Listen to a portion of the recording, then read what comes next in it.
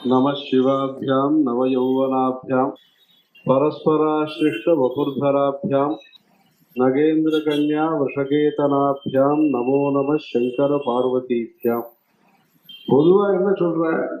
பிரம்மான்னா சிருஷ்டி பண்ணுவ, மகாவிஷ்ணு பெருமாள்னா காப்பாத்துற, இவர் சம்ஹார மூர்த்தி, பரமேஸ்வரன் சம்ஹார மூர்த்தி, சிருஷ்டி ஸ்திதி சம்ஹாரம்.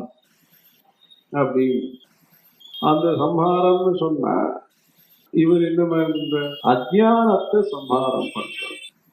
நம்முடைய மனசுல ஏற்பட்டிருக்கக்கூடிய அஜ்ஞானத்தை, அந்தகாரத்தை, இருளை, அகங்காரத்தை போக்கி ஒரு தெளிவை, ஒரு பிரகாசத்தை, ஒரு நம்பிக்கையை கொடுக்கிறவர் பரமேஸ்வரன்.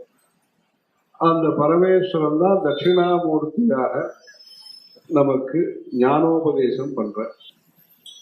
ஞானோபதேசம் பண்ண அது சின்முத்திரையை காமிச்சு பண்ணிட்ட.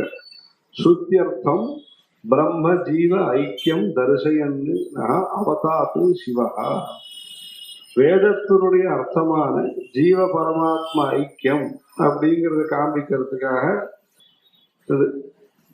இதுல இந்த சத்திய ஞானத்தை சொல்லணுங்கிறதுக்காக, இந்த பரமாத்ம தத்துவத்தை சொல்லணுங்கிறதுக்காக சின்முத்திரையோட பரமேஸ்வரன் அவர் அனுகிரகம் பண்ற.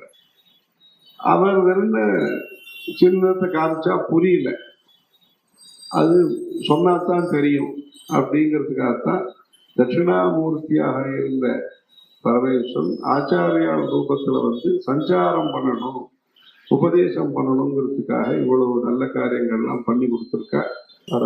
பார்வதி பதையே.